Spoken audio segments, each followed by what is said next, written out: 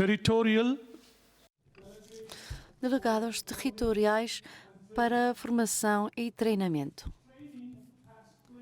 A formação tem desempenhado e continua a desempenhar um papel essencial no funcionamento das atividades de São Vicente, da Sociedade de São Vicente de Paulo em todo o mundo. Fornece programas e materiais de formação e a Vice-Presidência para a Formação e Treinamento assegura que os confrades e consórcios da Sociedade de São Vicente de Paulo em todo o mundo possam estar equipados com ferramentas apropriadas não só para aderir aos mesmos objetivos, regulamentos e a ética da sociedade, mas também para poderem desempenhar as suas funções e atividades de forma eficaz e eficiente. Nos últimos 2 anos, as nossas funções como sociedade foram severamente cerceadas devido à pandemia da Covid. No entanto, com a graça de Deus, parece que o mundo começa a abrir-se e começamos a testemunhar que desaparecem os mandatos de máscaras, de regras de distanciamento social, restrições de viagem e outros protocolos Covid que estavam estabelecidos em todo o mundo.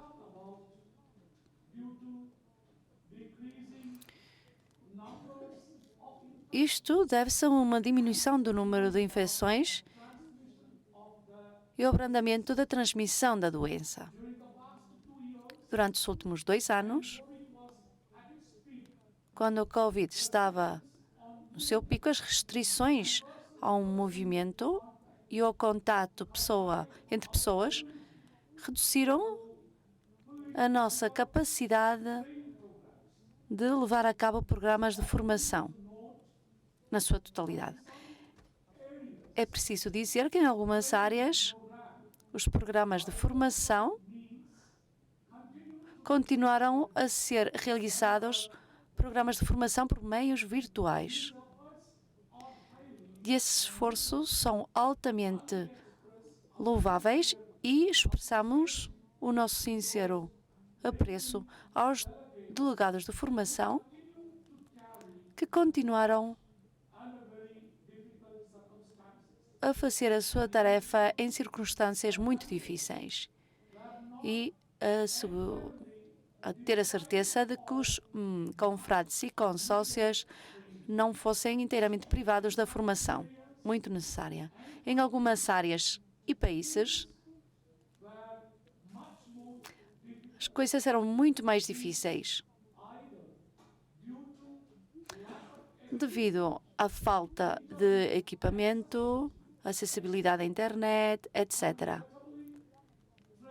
Infelizmente, as necessidades de formação não foram satisfeitas em alguns lugares devido a estes obstáculos. Devemos também agradecer aos membros que aproveitaram a formação oferecida para se servirem dessas intervenções esclarecedoras. Os meus parabéns às equipes de formação e aos membros das conferências por serem proativos e por assegurarem coletivamente que os programas de formação iniciados pelo Vice-Presidente para a Formação e Treinamento fossem implementadas com sucesso, embora em circunstâncias difíceis. Agora que vimos o levantamento das restrições, é necessário fazer um balanço do que foi feito e saber o que precisa de ser feito ainda. Precisamos de ver como podemos preencher as lacunas que resultaram da Covid. Temos ainda alguns meses antes da eleição do próximo Presidente-Geral Internacional e a nova estrutura. Precisamos, então, de ver especificamente o que cada um de nós experimentou durante aqueles momentos difíceis em que as nossas atividades foram limitadas pela Covid-19. E temos de traçar um caminho a seguir nos poucos meses que ainda temos à nossa frente. Consequentemente, deverá haver um esforço concertado para estabelecer, a partir das áreas sob a nossa jurisdição, o que é que podemos fazer e como é que podemos fazer levar os materiais de formação disponíveis às conferências. Isto vai envolver uma maior consulta e discussão com os coordenadoras de formação, para obter as informações necessárias sobre a nossa posição. Sem dúvida, isto também vai implicar uma vigilância e um feedback por parte de vocês para garantir que cobrimos todo o possível antes da eleição do próximo Presidente já internacional. Sem dúvida, pode ser difícil conseguir o exercício completo de realização de todos os programas de formação necessários para os confrades e consórcios. No entanto, com um esforço concertado, podemos conseguir um bom progresso. É digno dizer que a formação na Sociedade de São Vicente de Paulo é um processo contínuo e os nossos esforços de hoje servirão para aumentar os esforços futuros neste aspecto. Desejo-vos o melhor e confio em que terão uma formação e uma sessão de formação e treinamento hoje muito frutuosa e produtiva. Mawinja, o Vice-Presidente-Geral.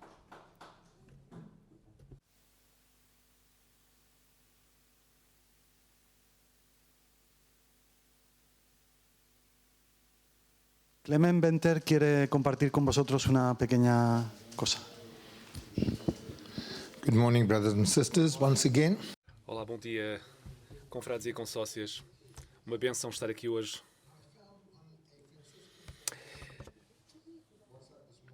No nosso grupo WhatsApp da formação, encontrei algo que me fez sentir realmente vicentino e que diz o seguinte: alguém que me pede comida e eu disse-lhe: olha, vem pela porta traseira, senta-te, enquanto que eu posso trazer então a tua comida. Entretanto, trouxe-lhe a comida e disse-lhe: vamos rezar. Repete depois de eu dizer: Pai nosso que estás nos céus. E ele respondeu: o teu Pai. E eu disse: não, é o nosso Pai. É o Pai nosso. E ele disse novamente: não, é o teu Pai que está nos céus. Ora, isto irritou-me profundamente. E então perguntei-lhe: por que é que tu dizes o teu Pai quando eu digo o Pai nosso, o nosso Pai? E ele disse-me: olhe,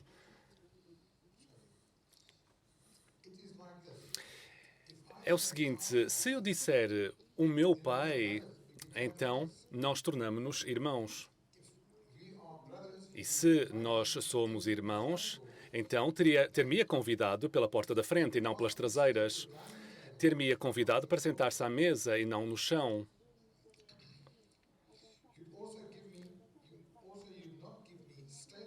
Provavelmente não me teria dado comida ressequida, mas sim comida fresca.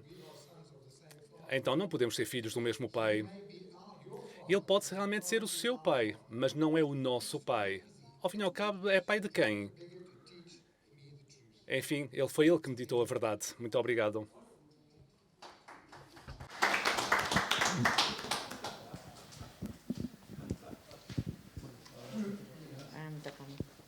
Bueno, es el turno de la ponencia Vamos agora então a Marisa Teles. Marisa. Marisa para los amigos. Para los hermanos.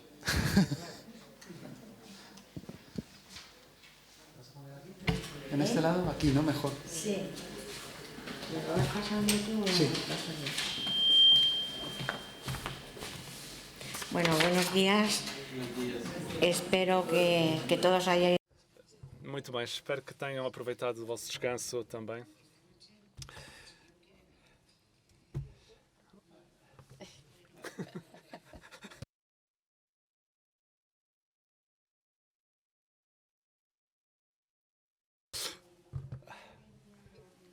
Muito bem.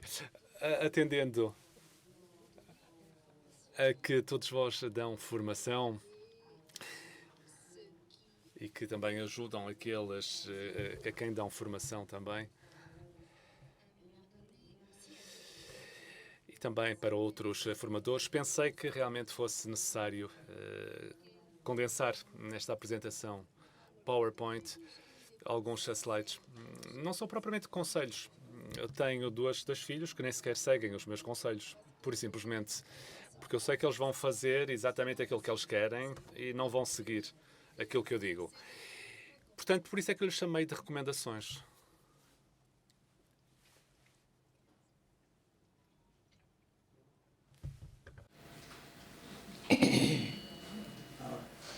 Bueno, ahora por la primera parte de mi ponencia es esto, que os he... Muito bem. A primeira parte da minha apresentação era tentar ver um pouco o nosso passado, daquilo que nós fizemos. E agora vamos também projetar-nos para o futuro. E aqui estão então as nossas recomendações.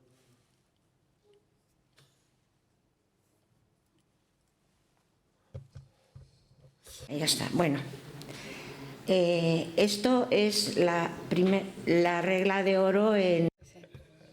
Ora, aqui está a regra de ouro para a comunicação. Nós temos então as três categorias, o emissor que sou eu, temos depois a mensagem, aquilo que eu estou agora a dizer, e depois temos o receptor dessa mensagem, no fundo são os meus ouvintes. Esta competência que eu tenho para transmitir a minha mensagem é a boa comunicação. No fundo, a culpa é sempre do emissor e nunca do receptor. E por isso é que nós realmente temos que dizer, bom, será que perceberam aquilo que eu disse? Sim, não entendem?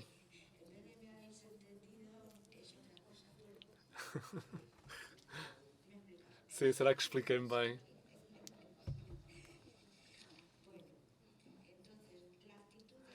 Então, aqui está então a atitude do emissor. O sorriso. Nós, no fundo, deveríamos realmente olhar sempre ao espelho e esboçar um grande sorriso. Uma vez eu lembro de ter lido um artigo que dizia precisamente que a pessoa realmente deveria fazer um desenho de um sorriso ao máximo, porque em vez de fazer realmente estes sorrisos só por causa da lei da gravidade, nós temos tendência realmente a baixar os lábios, vamos fazer exatamente o contrário, um sorriso sempre para cima. Depois, ter o sentido de humor, isso também é muito importante.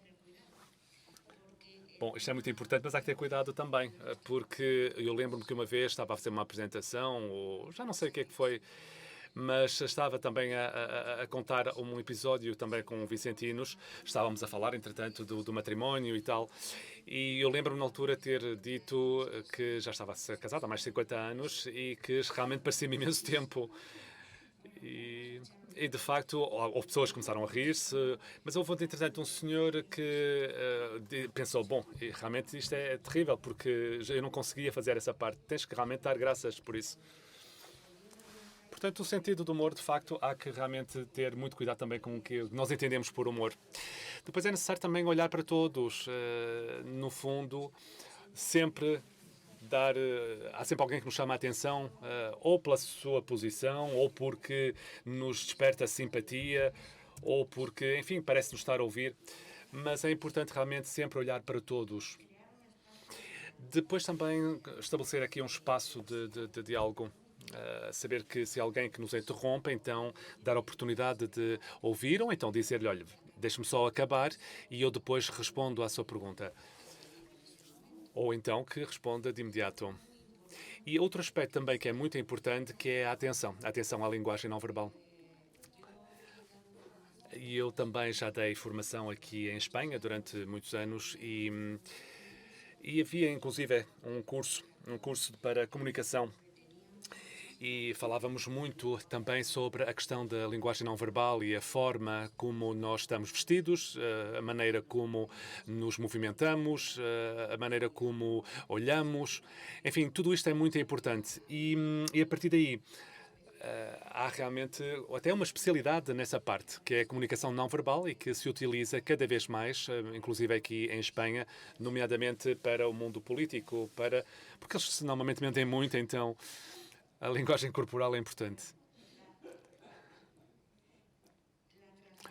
Depois, bem, pelo menos aqui a realidade espanhola. Bom, quanto à transmissão da mensagem, a mensagem tem que ser clara. Há que realmente preparar bem essa mensagem para sermos claros. Precisamos também de ser concisos. Saber preparar, saber do que é que estamos a falar.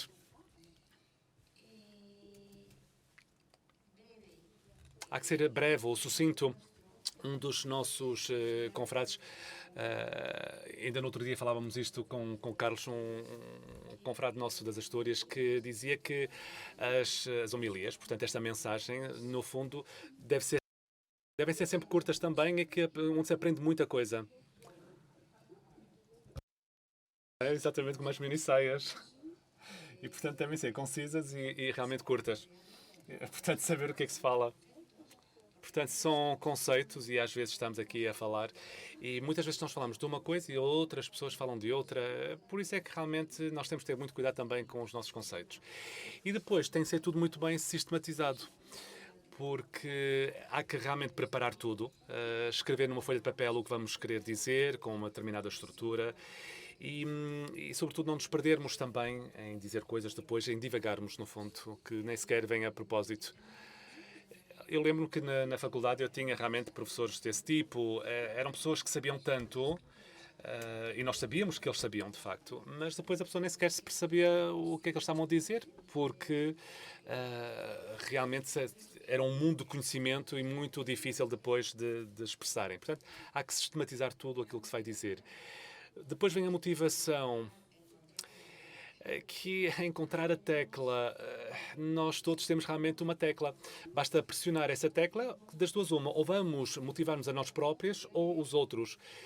E no fundo, precisamos realmente de ter isso. Há também um conceito de António de Melo que diz que foi muito famoso também. Era um padre jesuíta. Acho que esteve a viver também na Índia. Aliás, já não me lembro, diz a oradora, se era na Índia, mas... E fala precisamente sobre um padre que chega à porta e diz, acorda, e a pessoa responde, e o filho responde, eu não quero levantar-me, pai. E o pai diz, não, tens que te levantar porque tens que ir agora para a escola. E o filho diz, eu não quero ir para a escola. E pergunta-lhe o pai, por que não queres? E por duas razões, responde o filho. Primeiro, porque é muito aborrecido, é muito chato. E depois, porque as crianças também gozam comigo. E por outro lado, porque detesto realmente a escola. E o pai pergunta-lhes, é verdade? Então eu vou dar 3 razões pelas quais realmente tu deves ir à escola. A primeira, porque é o teu dever. O segundo, porque realmente já tens 45 anos. E terceiro, porque és próprio diretor da escola. Portanto, realmente é aqui esta tecla que é muito importante e porque é que tinha realmente as razões para ir para a escola. Depois, há um outro aspecto que é importante, que tem a ver para a motivação, que é a questão da sublimação, ou seja, conseguir motivar num contexto, saber realmente porquê é que nós fazemos isso, um determinado ato. Ora, aqui não é só para darmos a formação, mas seguir Jesus Cristo, seguir a sua doutrina. Queremos também trabalhar para o Reino dos Céus. E portanto, eu também entendi isto. Se realmente nós queremos construir, por exemplo, uma nave, então não vale a pena chamar ou construir um barco, por exemplo. Não é só encontrar a madeira. não é só distribuir, por exemplo, tarefas na organização de trabalho. Primeiro é necessário realmente mostrar esta nostalgia do mar, esta saudade do mar. E quando as pessoas sentirem isso, então com certeza que as pessoas vão começar a trabalhar para construir o barco. Ou seja, esta é realmente uma mensagem que tem que ser passada para esta obrigação depois.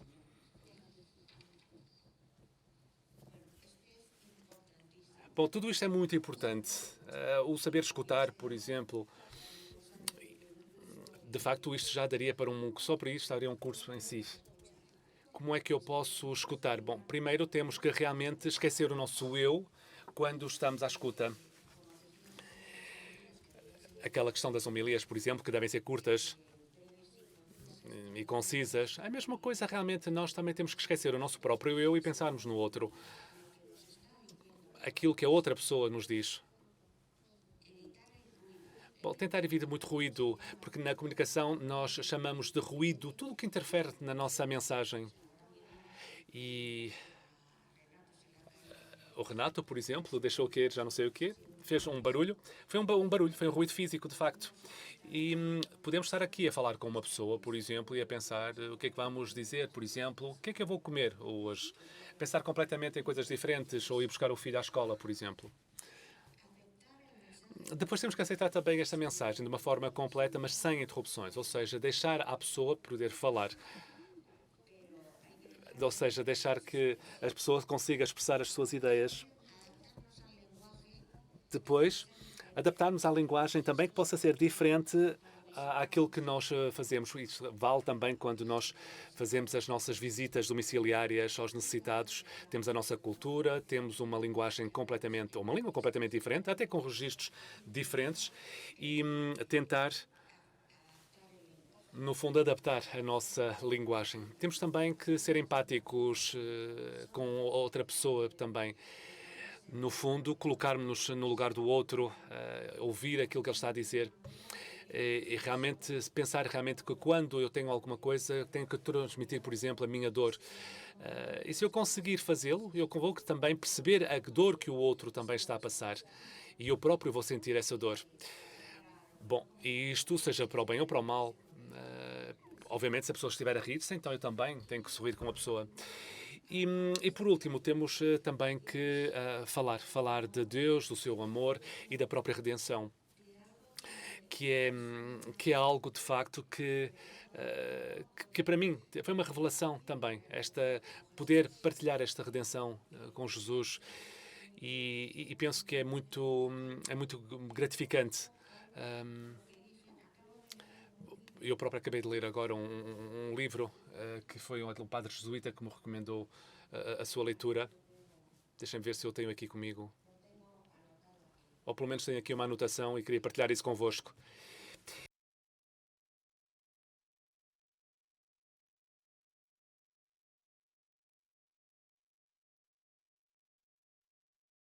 Tem a ver também com a vida de Jesus e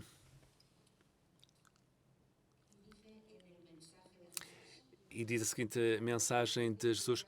Não se podemos esquecer que Jesus também, no seu discurso, usava também estas duplas medidas. Em frente ao pobre e aos necessitados, a primeira coisa a fazer realmente era tentar libertá-lo dos seus problemas e também da sua própria dor. E só depois, então, é que conseguia fazer essa exigência da conversão. Só quando essa conversão manifestava-se ou se traduzia também em obras de amor para com os outros, aí é que se poderia ter a salvação para realmente os outros. Portanto, a primeira coisa que nós temos que fazer, e nós todos conhecemos a pirâmide também de Maslow, e que diz o seguinte, não sei se temos aqui, eu posso até tentar fazer aqui o desenho. Bom, realmente temos as necessidades básicas que têm que ser satisfeitas na própria base. Porque não se pode falar a alguém que esteja com fome ou que esteja enfermo. Não se pode tentar falar realmente nestas coisas ou falar em Deus se realmente os bens de primeira necessidade não estiverem satisfeitos. Só depois é que conseguimos falar de Deus de forma mais tranquila.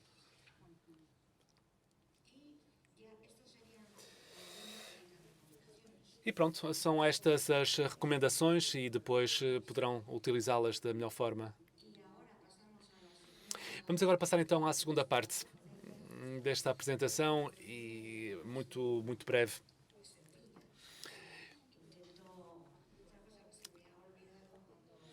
Um outro pormenor que eu esqueci-me de referir há pouco é que tudo isto tem que ser feito com muita naturalidade. Não vale a pena termos aqui a pretensão, por exemplo, de sermos uma outra pessoa. Temos que nós próprios e falar sempre da mesma. Eu própria falo sempre como aquilo que sou.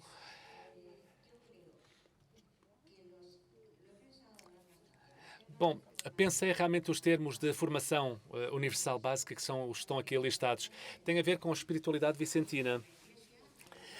É verdade que na Igreja há vários tipos de espiritualidade, a saber, por exemplo, a nossa espiritualidade também vicentina. Por exemplo, se o Padre Barkin estivesse aqui conosco, falar-nos-ia também da espiritualidade que cada um tem. Cada um tem a sua e que depois se converge também na própria mensagem de Cristo. Mas, seja como for, há vários tipos e é isso que nós temos que nos basear. Obviamente que nos vamos basear na espiritualidade de Frederico Zanam, São Vicente e também aos fundadores, às cartas dos presidentes que foram e continuam a ser, nomeadamente aqui as do Renato, já são 62, é verdade? E às cartas de todos os presidentes que estiveram presentes na sociedade. Depois, dizer também aos espanhóis também que provavelmente também seriam os discursos do próprio Santiago, mas aqui, não sei, aqui para mim pelo menos são uma base que me salvaram de muitas coisas.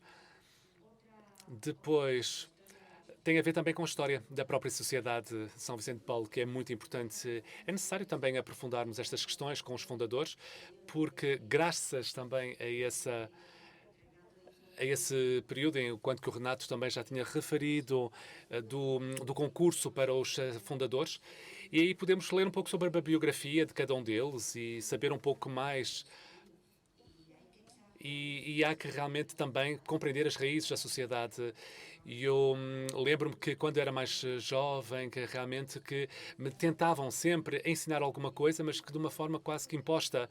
E eu queria realmente era ser vicentina, mas com mais gosto, não achava que isso realmente era feito da melhor forma. E, portanto, quando se ama realmente a sociedade, nós queremos, acima de tudo, queremos compreender todos os membros enquanto entidade, enquanto também instituição e que se vão dedicar-se também para praticar o bem. E porque possamos também crescermos de forma espiritual. Mas para isso precisamos, obviamente, conhecer as raízes, de aprofundar tudo isto. Há muita bibliografia também à nossa disposição para sabermos mais sobre isso. E, portanto, recomendo realmente a que se faça essa leitura, os livros que estão à nossa disposição e também aquilo que temos também na própria internet. Depois, a doutrina social da Igreja. O Frederico Zanam foi realmente precursor também dessa doutrina social da Igreja, que é também o Papa de Leão XIII. Foi ele, o Papa, que escreveu muitas coisas e que depois o Papa também adotou nas suas encíclicas. E estava a ouvir a Rádio Maria, uma estação de rádio, e o próprio Papa Paulo VI, que na altura dizia que a paz é exatamente igual à justiça. E é um facto, porque as causas, as origens da guerra, sem justiça não pode haver paz. E sem pão também não pode haver justiça e não pode haver paz. E depois também a nossa abordagem com o pobre também é muito importante.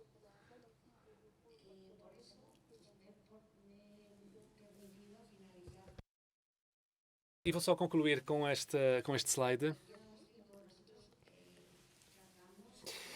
Nós, no fundo, tratamos de pessoas com necessidades, são pessoas enfermas, o Carlos e eu, no outro dia, estávamos a recordar pelo facto de pertencermos a uma conferência que existia aqui em Madrid e que tinha uma sede também, nomeadamente para pessoas portadoras de HIV. E lembro-me que, na altura, aprendermos as imensas coisas que surgiram nesse centro. E a forma como também tivemos que dar valor e fazer face também a essas questões. Portanto, nós temos que realmente valorizar a pessoa que temos à nossa frente. Essa é a primeira coisa. Pensar que realmente é um filho de Deus que está à nossa frente e que tem a dignidade como um ser humano, como qualquer outro ser humano, e que, por isso, merece todo o nosso respeito, independentemente do tipo de miséria que essa pessoa viva, seja ela material, humana ou espiritual. O nosso dever, por conseguinte, é precisamente valorizar a pessoa, seja um homem ou uma mulher, uma criança, um idoso, qualquer raça ou etnia, qualquer nação, qualquer cor ou religião, porque, de facto, são filhos de Deus. Cairiam todos uns atrás dos outros. Bom, no fundo, nós aqui estamos preocupados realmente, mas é necessário mostrarmos o nosso afeto, isso é que é importante. E às vezes os pobres realmente repelam-nos, afastam-nos, não é? E nós temos que pensar que muitas vezes isso não pode... são casas, habitações muito pobres também, não queremos... estão muito mal vestidos muitas vezes... e por isso nós temos que realmente falar também com eles. Mal vestidos, cheiram mal, etc.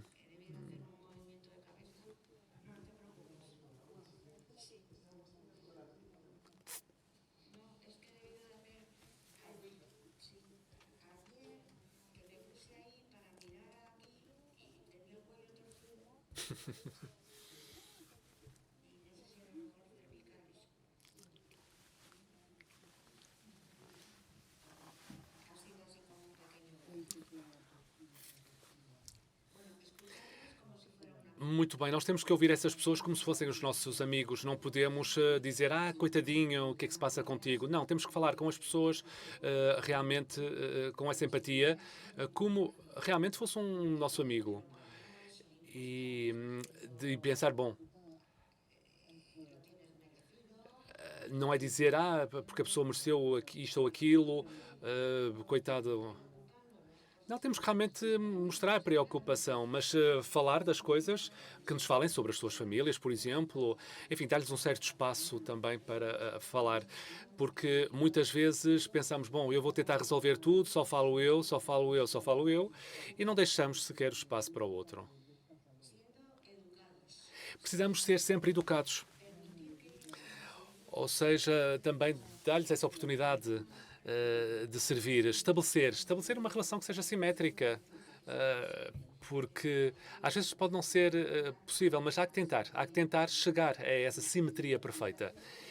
Eu estou aqui, tu estás aí, tu estás aí, eu estou aqui, e então, no fundo, tentar que se chegue realmente a aproximar-nos cada vez mais. Mas isso sempre de uma forma cortês, simpática, educada, não é só não ser grosseiro.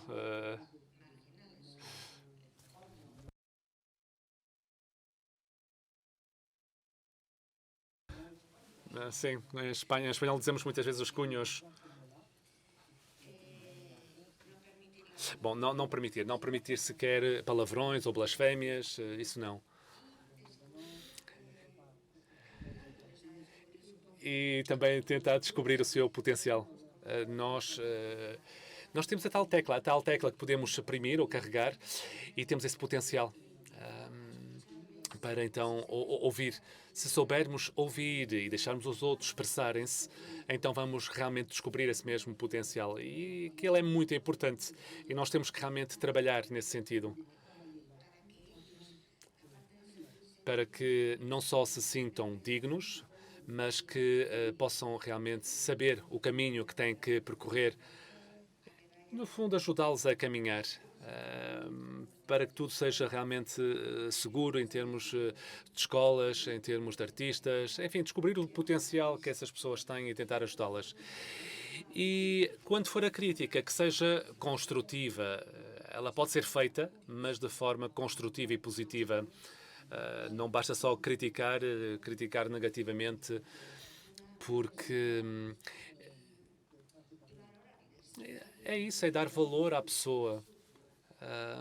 e procurar realmente que quando a pessoa vai visitá-la pela primeira vez, a segunda vez, e sempre mostrar que essa pessoa é importante, e depois, ao terceiro ou quarto dia de visita, vemos que essa pessoa já está completamente com um aspecto completamente diferente, a pessoa então pode dizer: ótimo, vejo que realmente seguiste aquilo que eu te disse. Ou seja, em vez de apontar só as falhas, apontar sobretudo as suas virtudes. E pronto, é esta a minha pequena apresentação. Espero ter conseguido esclarecer alguns pontos. Eu penso que aquilo que eu vos disse já sabiam, mas no fundo foi tentar também resumir e partilhar convosco também as nossas histórias, as primeiras recomendações. É precisamente isso, é para tentar detectar estes casos com os formadores e, sobretudo, os pobres que visitam.